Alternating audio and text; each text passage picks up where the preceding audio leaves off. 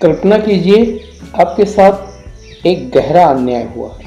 शायद आपकी ज़मीन हड़प ली गई या एक झूठे मुकदमे में आपकी ज़िंदगी तबाह कर दी गई। आप उम्मीद की आखिरी किरण लेकर अदालत पहुंचते हैं, इस विश्वास के साथ कि यहां आपको इंसाफ मिलेगा। संविधान ने आपको यह हक भी दिया, लेकिन फिर शुरू होता है एक ऐसा सफ़र जो आपकी उम्मीद से अधिक लंबा होता है। और जब फैसले की घड़ी आती है, तब आपकी जवानी ढल चुकी होती है। तब एक कड़वा सवाल जहन में नाच उठता है, क्या इतनी देर से मिला न्याय वास्तव में न्याय कहलाने योग्य है? आज इस वीडियो में सतही नहीं, गहराई की बात होगी। हम समझेंगे कि आखिर न्याय में इतनी देरी का जिम्मेदार कौन है। क्या दोष सिर्फ अदालतों का है या यह पूरी व्यवस्था की एक सामूहिक विफलता है? और सबसे ज़रूरी, क्या इसका कोई रास्ता है? पूरा सच जानने के लिए वीडियो को अंत तक देखें। भारत का संविधान दुनिया के सबसे बड़े लोकतंत्र की आत्मा है और न्यायपालिका उसकी अंतरात्मा की आवाज़ है।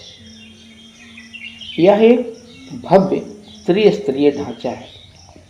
शीर्ष पर सुप्रीम कोर्ट, राज्यों में हाई कोर्ट और ज़मीनी स्तर पर जिला एवं सत्र न्यायालय। सिद्धांत रूप में यह दुनिया की सबसे शक्तिशाली और स्वतंत्र न्याय प्रणालियों में से एक है। यह संसद के कानूनों की समीक्षा कर सकती है, सरकार को निर्देश दे सकती है और नागरिकों के मौलिक अधिकारों की रक्षा कर सकती है। लाखों भारतीय नागरिक दिल में न्याय मिलने की उम्मीद लेकर इन अदालतों की सीढ़ियां चढ़ते हैं, लेकिन इस भरोसे और वास्तविकता के बीच एक गहरी खाई है। राष्ट्रीय न्यायिक डेटा ग्रिड के अनुसार इस समय भारतीय अदालतों में 5 करोड़ से अधिक मुकदमे लंबित हैं। इस संख्या पर ध्यान दीजिए, 5 करोड़। यह ऑस्ट्रेलिया की कुल जनसंख्या का लगभग 2 गुना है। यह केवल आंकड़ा नहीं है, ये 5 करोड़ जिंदगियां हैं, 5 करोड़ परिवार हैं जो एक फैसले की प्रतीक्षा में ठहर गए हैं। और यहीं से शुरू होती है लंबी प्रतीक्षा की असली कहानी। आखिर न्याय मिलने में इतनी देरी क्यों होती है? इसके क्या कारण हैं? आइए उन कारणों पर एक नज़र डालते हैं। देरी का सबसे पहला कारण है लंबित मामलों का हिमालय से भी ऊंचा पहाड़। यह कोई साधारण संकट नहीं, बल्कि एक डॉकेट एक्सप्लोजन है। इन 5 करोड़ मुकदमों में से 87% से ज़्यादा मामले सबसे निचले पायदान यानी जिला और अधीनस्थ अदालतों में फंसे हुए हैं और यहीं से आम आदमी का सीधा वास्ता पड़ता है। समस्या ये है कि नए मुकदमे दर्ज होने की गति निपटारे की गति से कहीं ज़्यादा है।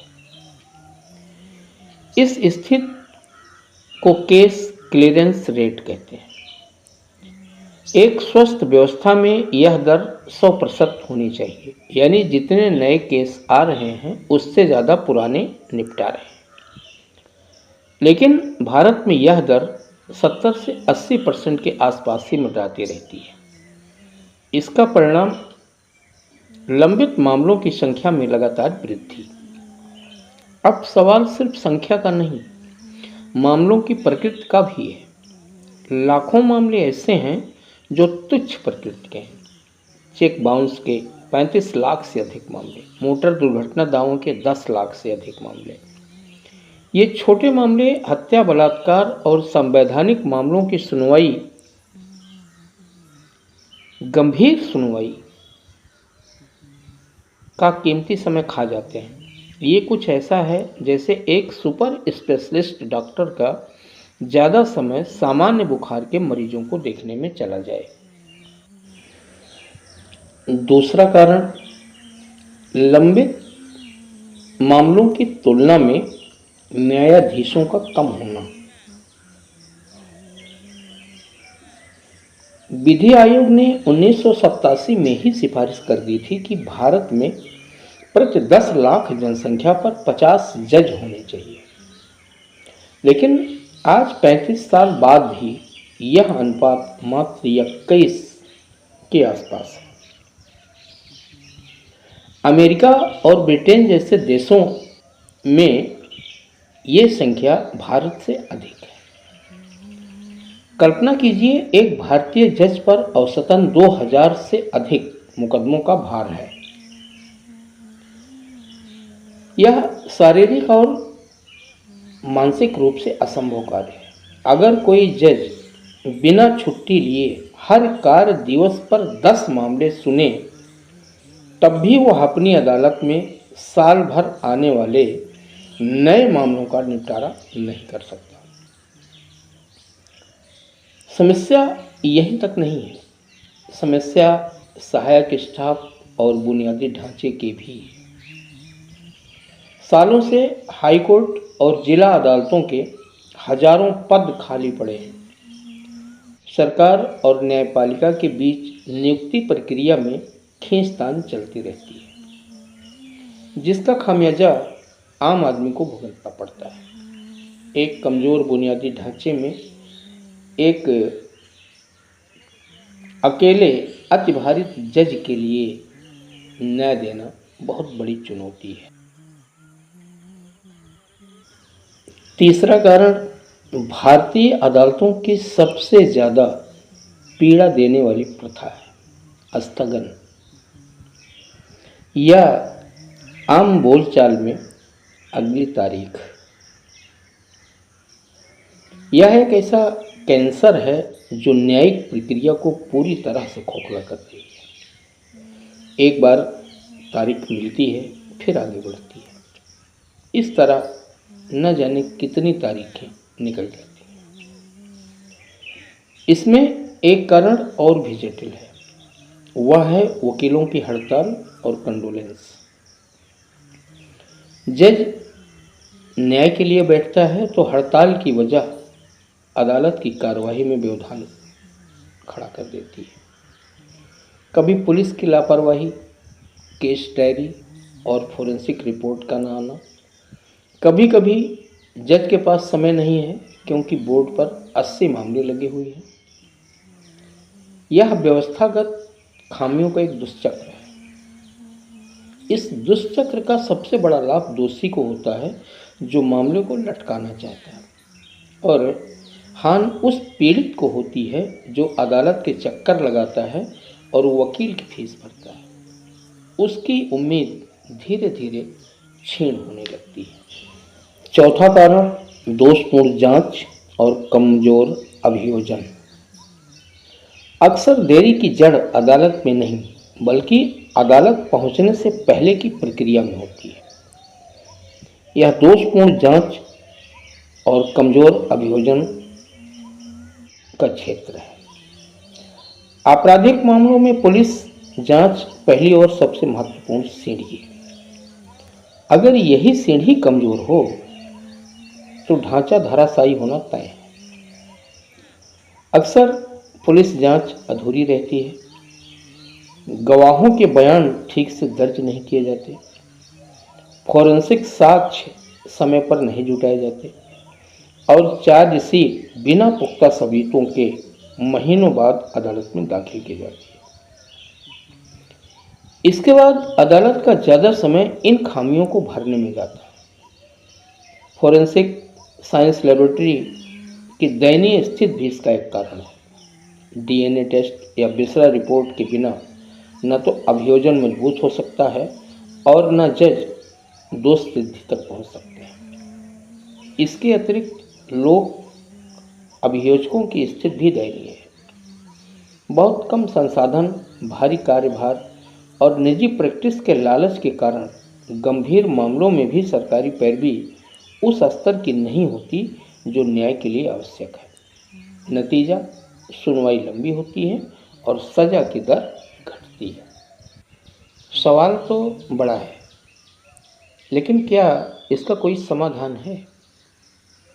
इसका जवाब है हाँ, लेकिन यह इतना आसान नहीं है। यह कठोर संरचनात्मक सुधारों की एक लंबी प्रक्रिया होगी। विशेषज्ञ और विधि आयोग दशकों से समाधान सुझाते रहे हैं, जैसे न्यायिक रिक्तियों को तत्काल भरना और संख्या बढ़ाना, प्रौद्योगिकी का पूर्ण एकीकरण, एडीआर को बढ़ाना, पुलिस और अभियोजन सुधार जैसे समाधान विकल्प को अपनाना होगा। इन सुधारों को करने के बाद मुकदमे की अवधि अपने आप घट जाएगी। भारत की न्याय व्यवस्था बुनियादी तौर पर कमज़ोर नहीं है। उसने बार बार साबित किया है कि वह लोकतंत्र की रक्षक और मानवाधिकारों की संरक्षक है।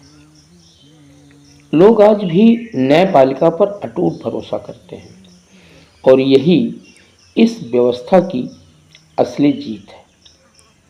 हमें बस यह सुनिश्चित करना है कि यह भरोसा कमज़ोर न पड़े। चुनौती न्याय देने की नहीं, चुनौती समय पर न्याय देने की है। यह लड़ाई सिर्फ अदालतों की नहीं, हम सबकी है। अब समय आ गया है कि हम एक ऐसे भारत का निर्माण करें जहां न्याय सिर्फ अमीरों या ताकतवरों का विशेषाधिकार न हो, बल्कि हर उस आदमी का अधिकार हो जो उसकी दहलीज पर उम्मीद से दस्तक देता है। अब मैं आपकी राय जानना चाहता हूँ कि भारत की न्याय व्यवस्था में पहला और सबसे बड़ा सुधार किस क्षेत्र में होना चाहिए? कमेंट में ज़रूर बताएं। अगर आपको तथ्य आधारित, निष्पक्ष और गहन विश्लेषण पसंद है तो मानव दृष्टि को अभी सब्सक्राइब करें। मिलते हैं अगली वीडियो में एक और ज्वलंत मुद्दे के साथ। तब तक के लिए सजग रहिए, जागरूक